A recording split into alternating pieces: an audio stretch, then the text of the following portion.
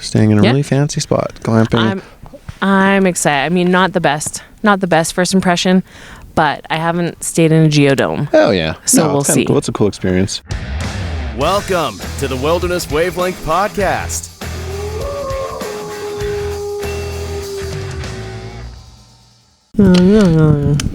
Hey everybody, we're glamping.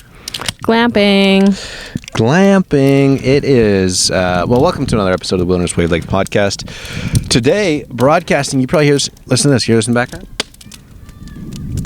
Sitting around a campfire down in Clearwater County, Alberta. Yeah, close to, we were going to tell you where we were right now, but I think our review might be too honest for our spot. So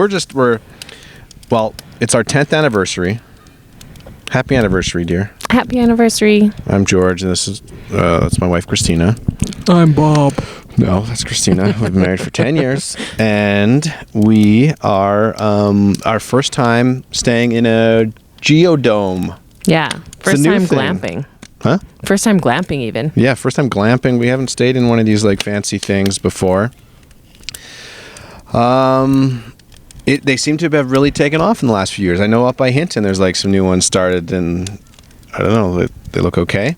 Yeah. So we're like, okay, 10th anniversary, we'll drop Case off at Grandma, and then we're gonna go and stay in one of these fancy spots.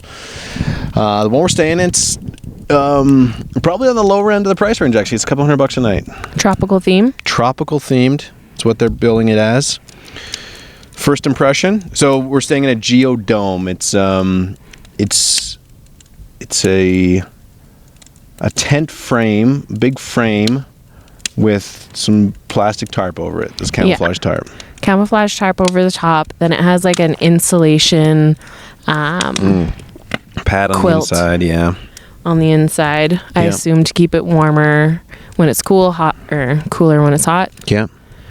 Middle of an RV park. Two other of these domes. Yeah, different theme. Right near it. There's a safari one and a wilderness one. No one's staying in the other two, so we're kind of looking in the windows. That is one thing I've noticed very quickly here, is that the windows on these ones unable to be shut, the roof unable to be closed.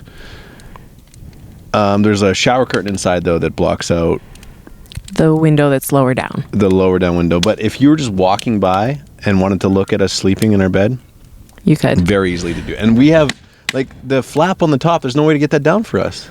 Like, we need a 10-foot ladder. I think the thought process is that one is supposed to be higher up, so they're hoping that nobody's peeking in so they can keep that one open. Yeah. Don't have to give us a flap. That's true. As long as we're camping with 4-foot tall people, we are in the clear. And they don't come on the deck. Yeah. You know me, I'm usually very positive about this kind of stuff. I shop, I'm like, okay, this is great. As soon as we pulled in front of this thing, I said, oh boy, what have we gotten into? The door is like, there's a wooden door on the front, the handle's falling off, and there's like a big gap above the top that I guess lets the mosquitoes out. Yeah. I think the handle's falling off though, because when we went in and she said, okay, this one's your dome, this is the code. Yeah. And so as soon as I see it, there's no code on the door. She didn't say where the code box was to get the key. So I imagine people just reef on that door. I mean, that's only the handle portion. Possible. That's not the gap reason. Yeah. And then you walk inside and you're hit with the overwhelming smell of plastic that's been sitting in, like when you're floating down the river in a inner tube, and then you put your face right against it and just that's the smell here. They have one vent that is closed because it was raining. We are unable to keep that vent open though, because it's like we need a ladder to Velcro it up. Open that up. So. But we haven't slept in it yet, so this is our initial review. We'll come back tomorrow and give you an update. Maybe it just turns out to be amazing. We can see the stars from the whole thing being wide open. Yeah. And as of right now, we have no neighbors staring in, so perfect. That is my hopes. Yeah. With the little spot above our head that people can see in, as we can also see the stars. Yeah. Granted that we're not cloud coverage, so that might be tomorrow night we get that. Yeah, we're lucky enough to stay in it for at least 2 nights. If we survive the first night. but it's solid wooden floor that it's put on. Yeah. No gaps. Huh? No worries about stuff No coming gaps. up. Did you look at the side around the door and everything No, like that? I'm talking about the floor. Yeah, the floor has no gaps. Yeah. The tent around it, there's gaps all over the place, and you're like, I mean, I haven't noticed any mosquitoes yet. Yeah. Well, a badger's not going to come in there. Maybe some spiders. Yeah, spiders. Badgers can fit through a lot of, like, mice could fit in there super easy. Yeah, that's true.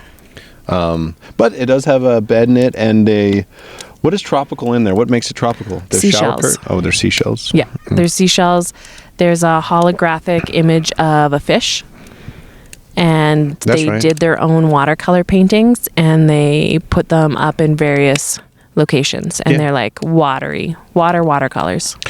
So we are really fancy. Staying in a really fancy spot. Glamping. I'm excited. I mean, not the best first impression, but I haven't stayed in a geodome. Oh yeah. So we'll it's kinda see. Cool. It's a cool experience. It is pricey. I mean, and we're staying in a cheap one, like $200 a night is cheap. Like there's something like $400 or $500 a night, and if that's what you're getting is this, Yeah. oof. That is the thing I'm disappointed about. If it were under $100 a night, then with this situation and how it's set up, then I could say, okay, that's maybe more understandable. Yeah, we just go to Canadian Tire, buy a tent, and then rip the top off, and then we're there. Like it is big though. It's like big. It's I don't know. It's probably 20-foot round sort of thing. So we'll give you an update on the review, but so far first impressions not great. Drive down here not bad though. We took the forestry trunk road the whole way down, all the way. We got to Nordegg, had lunch in Nordegg. There at the hotel there. Yeah. Nice little spot. Nordegg's always been a spot I love to go to. So took the trunk road down from Rob. Actually, rode not bad for as much rain as we got. Yeah. And then we were debating. We're like, okay, do we go to Rocky Mountain House on the paved highway, Highway 11, just go that way, or continue down past Ram Falls and stuff? It was a little rainy. There was a fire went through there last week. Had things shut down. What do we do? Said, let's do the trunk road. Kept going. Ram Falls, pretty cool. Yeah. I can't remember. I think I must have been there as a kid, but I don't remember that. Yeah, I never That was have. your first time there? Yeah. Yeah, it was nice. It was cool the way that they have it situated. You go down. I mean, it's all steps to get to the kind of viewpoint. Yeah. But it's a nice little setup that they got. Get you closer. We saw some Bighorn sheep. yeah, sheep on the other side and Little horn something sheep. scurrying across the Yeah, I think cliff. that would have been a marmot, I think. It's like the size of a beaver, but a little tastier, I think. Yeah, scurrying around there. What else did we see today? We saw a few deer.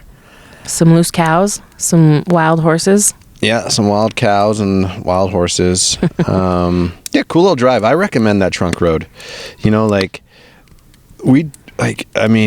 Nordegg. Oh, yeah. Well, from Nordegg, I had to stop and take a pee at the North Ram River. There's a rabbit following us around right now, too, here. Yeah, little albino white guy. Yeah, that is a pet rabbit, I'm sure. Yeah, That's not a I think natural so. one. Yeah. We'll cook that thing up on the fire later on tonight.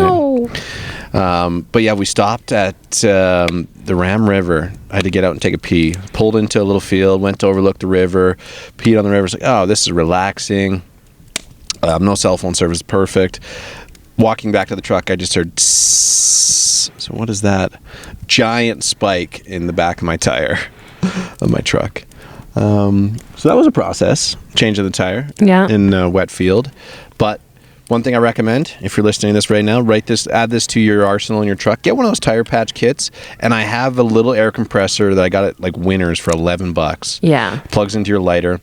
Takes anywhere between 45 minutes and 7 hours to fill up a tire. But this rabbit is getting super close to us right now. Yeah, it's totally a friendly. Look at this guy. I tried to feed it earlier. It didn't want any of my grass. It was perfectly happy with its grass. Coming through. So yeah, flat tire, back on the truck, put a patch in it. Yeah. Or put a plug in it. You did suggest or a bike pump. Bike pump probably maybe would be better and faster and easier. Yeah. Yeah, I'm going to throw a bike pump in my truck. I'll see if I can find one at a garage sale tomorrow. We're not sure what we're going to do tomorrow. Might head to Sundre or Rocky Mountain House.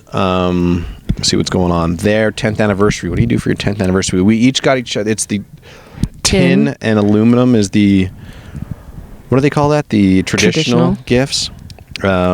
So we've been doing that for the last 10 years, getting each other traditional gifts. Yeah. We each got each other the same gift this year. From the same company. From the same company, which is like an Etsy person on Etsy. Yeah. And it's a logoed tin that says camping mug. Yeah. Your 10 anniversary. Your 10 anniversary. Says George our and names. Christina. And it has our wedding date. Yeah. Yeah, so that was...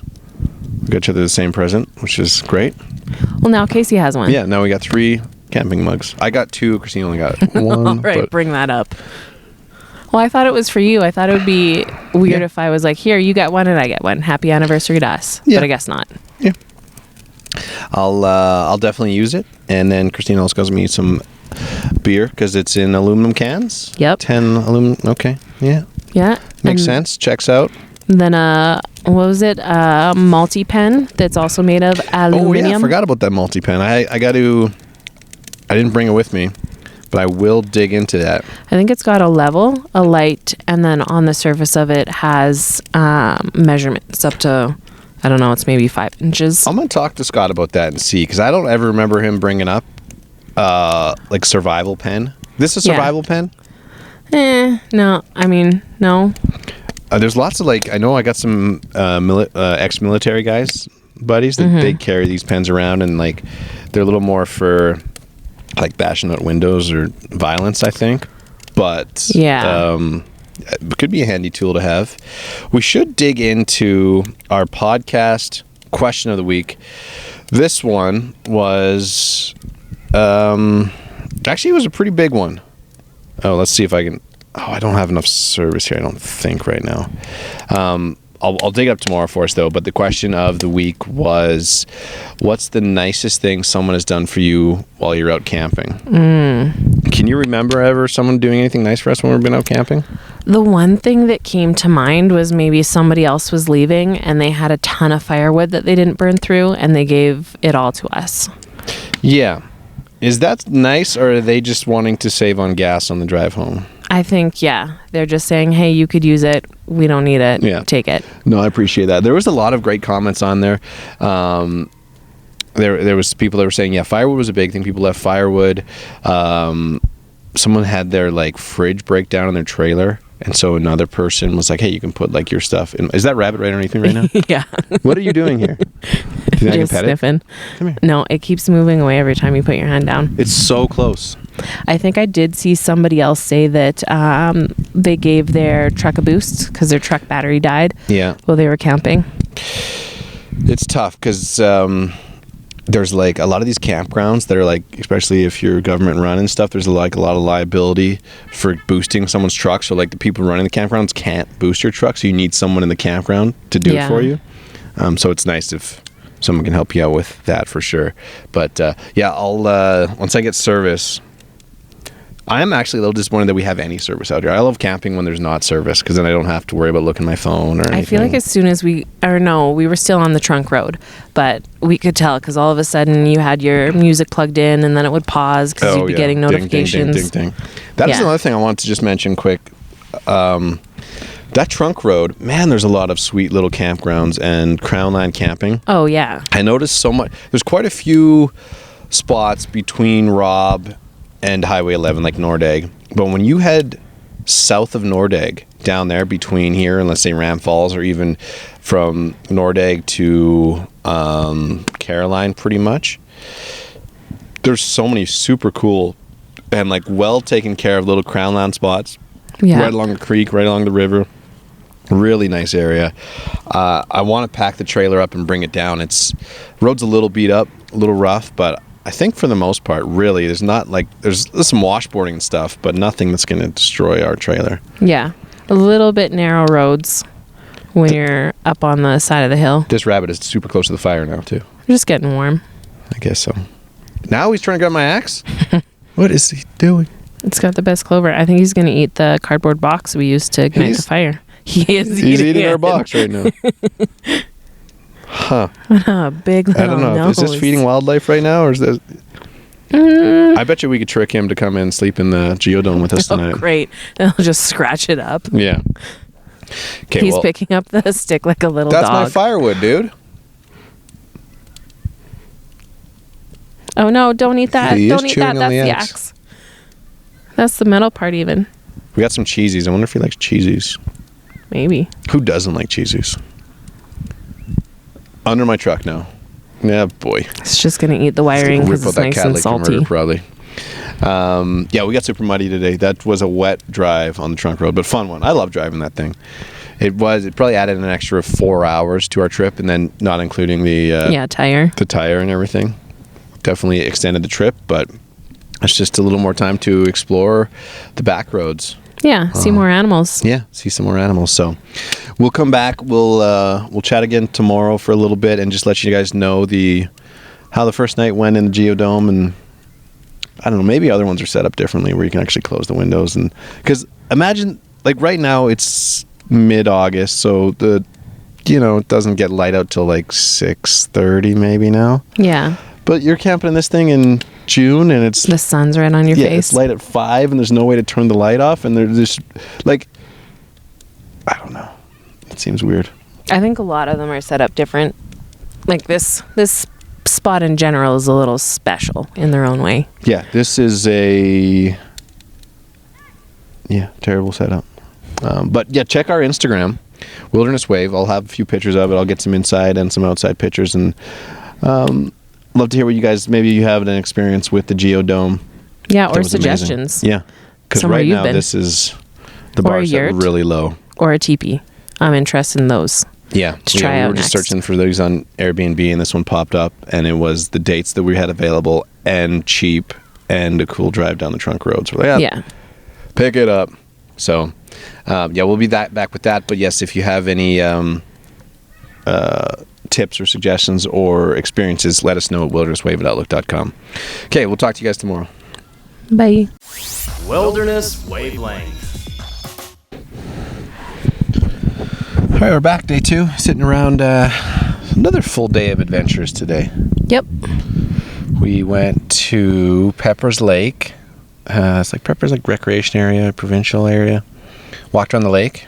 Rained half the time and then sunned half the time. Yeah, it was nice. Halfway through, we got to listen to the raindrops on the lake. Yeah, took a little tour of Sundre, took a little tour of Rocky Mountain House, down the trunk road some more. It's a muddy road today, a little soggy. Slipping and sliding. But I feel like looking back now, last night on the first part of this recording, I felt like maybe I was too negative towards the thing. Yeah. Slept in it, what'd you think? A geodome. I didn't mind it. Cute little vibe. Definitely suggest bring an eye mask if you don't want to get woken up early. 6 o'clock this morning, she was daylight in there, full daylight, and nothing you could do about it. Yeah, and it might be a little hard, like bringing our son and trying to put him down when it's just light in there and not able to get it dark. But aside from those two things, I thought it was fun. It was cute, quaint. Yeah, not bad. It was warm too. There's a little electric heater we had plugged in there. Stayed warm all night. Yeah. No problem there.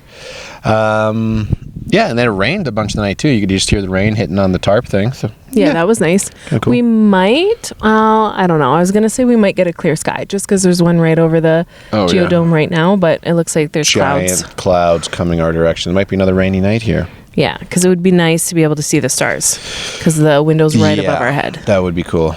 We'll, cross our fingers for that one.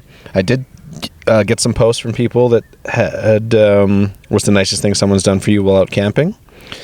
This was from Laura, new RV owners of my boyfriend couldn't park it in an awkward space, and the neighbor helped him back it in. Very grateful. Yeah, that's nice. Is it? Yeah, well, yeah, because the other option is them just staring and gawking at you. That's fun, though. You see those guys with those giant trailers trying to back them in, and you just, you have a beer in your lawn chair, and you just sit back and enjoy the show? Yeah, you put your chair as close as possible to watch them so they know you're watching them. Yeah. I think you cheer for him when he gets backed in. No pressure, guys. I wonder how many divorces have been caused from people, like, trying to back in. Sure, a lot of fights. People get pretty excited, and, like, they're stressed out, and then, like, if your wife's outside trying to back you in, stressed out. Yep. We've never had too much of an issue. No. I have had it once where you weren't around and I was backing the trailer in, the one and only time I did it, and the dog's in the back just barking. Your parents are saying, no, turn the wheel this way. A little stressful. Yeah. Ideally, you just have one person guiding you in. Not the dog trying to bark and say, left. Yeah. Randy said, bring me more firewood. Becky said, gave firewood, $12 a bag. I was thrilled. Lots of firewood ones. Winston says, a perpetual forgetter of at least one important item. I can say every camping trip has had a very nice person helping me out. Vicky said, left their campsite clean. Seems to be rare these days. I don't think the last guy heard Jeff's podcast where you got to bring 3 paper towels. Oh, yeah, 3 rolls of paper. Yeah. 3 rolls of paper. Right, towel. Yeah. 3 rolls. Suzanne said, helped tow my partner's truck up the incline when we went down to get into the site. Rained a ton, and the road washed out a bunch. So that's like a big one. Yeah. We saw a giant motorhome had pulled into like this, it was the backcountry Crownland camping today, and like it was tipped in pretty good, and like I don't know, it'd be interesting to see how they get out. There was trucks down there, so looked like the only road in. Oh yeah, there'd be no turning around there. It'd be interesting. There's some of those guys with those giant motorhomes are like, I don't know about going in there. That's why I like hauling this little trailer. Ian said, not steal all my crap. So that's nice when they don't do that. Shane said, leave me alone. Nicest thing people have done when you're camping, leave me alone. Sure. Glenn says, running to town and getting more beer. Oh, that's nice. You run out of beer, you're sitting around the fire, and some guy's like, hey, yeah, I'm going in. You want anything? Yeah, give me a case. Yeah. Me handy.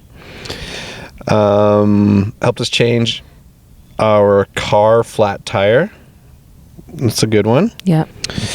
Anna said, years before we had kids, we were camping in the Okanagan. We met a nice couple next to us. They let us take their small boat out on our own. We hadn't asked. They just wanted us to have some fun. Yeah, that's nice. Yeah. So it's a little dicey because you take someone's boat out and then you smash it into something. Yeah, you do anything to it? Yeah, I'd be a little nervous about that. Iris said, help me hold down our gazebo when we got a wind gust that was pulling the 8-inch spikes out of the ground. Sheesh. Yeah. And then here's another one. This is a good one. Shauna said, stopped by our site, asked if we needed our water jugs refilled at the spring when they were going over there, filled theirs up. We have a motorhome, so it was very thoughtful and appreciated. That was one thing that we kind of realized. Like, we had a motorhome and a camper van each for a season. And when you forget something or got to do something, it's like, oh, you got to pack up everything to drive over there, that's the benefit we realize now, hauling a little trailer around. Unhitch, go. Unhitch. Or, alternatively, staying in a geodome. Yeah. Yeah. So, we're just going to have a little fire tonight. Hopefully the rain stays off, and hopefully we can see some stars. We're going to have a little fire and maybe do a little walking around this section of country, but just Clearwater Country. Man, there's so many really cool Crownland areas out here that I just love to bring the trailer down and hopefully survives the trunk road. Yeah. That would be the main thing. But you don't even have to go too far off the paved area to get to any Crownland or even the provincial parks out here. Oh, yeah. That's beautiful. So overall, this is the review of the geodome. I think there are better ones than the ones we stayed in. We stayed 100. in probably the worst version of it. Not the best maintained. It just really smells like tarp, and it's really hot in there. Yeah, I mean, we found the vents and I was able to open those up once we got back. So we'll see if that changes anything. A few critters coming in. There was a bee in there this morning and a few bugs and stuff. It's not really sealed that great. So just based on this geodome, I'm not recommending it. But I think there would be nicer ones that if there's ones here next to ours that have actually fireplaces in them and stuff. Yeah. With little chimneys. I think that would be a super cool addition. And if you had even like a wash basin or something here, like it's just this is just kind of lacking. I don't know. It seems like these have been sitting here for a while. Like I thought they would have done a bit more to them. But yeah, one of the other ones had a mini fridge. Oh, mini fridge would be nice too. Yeah. Mini fridge, wash basin, big screen TV, lazy boy recliner. No, I don't know. It's a cool idea. I think they are overpriced for what you're getting. If you're spending $500 or $600 a night to stay on these things, be like, oh man, we spent $200 a night to stay in this, and we're like, yeah. It's the experience. I think if you find a spot that has, they take care of their site, they take care of the stuff on their site, then you're gonna have a better experience. Oh yeah, there's a bunch of like cool like fairy lights and stuff around here, or like but they're smashed and not working, and the solar panel doesn't work, so it's like a little different, but Still an interesting experience, and it's a good thing we tried it out, and I'm happy we did it with the cheap one. Yep. So that I know I probably don't have to worry about going with the expensive one because I got that out of the way. So. All right, next is a cabin or a yurt or a teepee. Yeah, there's some cool ones out there, all like tiny homes. We had initially, like if we were looking back on this now, this, like, as we mentioned before, it's our 10th anniversary, so we had initially booked a cabin. like tiny home cabin down in close to Valemont, Babinby, yeah, Clearwater. But with the Jasper fires going on, and like it was the Friday we were going to be heading out, like just during when the residents were getting back into town and stuff, we just figured maybe we'd avoid driving through Jasper and giving those guys a little space. Yeah. So we ended up heading east instead, and I just love the drive, and I just love the trunk road. I always loved doing the parkway, you know, the Icefields Parkway between Jasper and Banff. Yeah. I like doing that once a year. And that's amazing views and everything for sure. But there's something about the trunk road where you're seeing one truck every 20 minutes maybe, rather than someone being on your ass the whole time. And it's just like, there's some really cool country around here to see, and there's so many little spots, and you can pull off. Like, oh, there's a waterfall here. Let's go check out Ram Falls. Or, oh, yeah. Hey, there's beautiful. a lake we can walk around. So, yeah, recommend that too. But, we'll hopefully talking. Well, I'm not going to give away what's happening on the next couple episodes, but we got some pretty exciting guests lined up. So we'll see if it happens. That's the one thing with podcasting. It's like, we're ready, and then you get a cancellation an hour before you're doing it. Like, all right, next plan. But thanks for listening, guys. If you want to give us a review, let us know your experience with the Geodome, or if you have some like ideas. Or suggestions. Yeah, you know what would be the best? If you're listening to this and you have like a really cool camping spot that you want us to come and review, send us an email. Yeah. wildernesswave@outlook.com. That would be fantastic, and we'll come on out. The cool thing about this too is we could have brought the dog if we wanted to. Yeah, that's nice. An option. But thanks for listening, guys. wildernesswave@outlook.com and get a hold of us is the best way. And check out the pictures. We'll have pictures of I'm going to go take some pictures right now of the Geodome, and you can check them out on our Instagram @wildernesswave, and give us a follow, give us a like, and tell your friends, and we really appreciate that. And the reviews coming through on Spotify are great too. So thanks so much. Thanks for listening, guys. We'll talk to you next week. Bye. Wilderness Wavelength.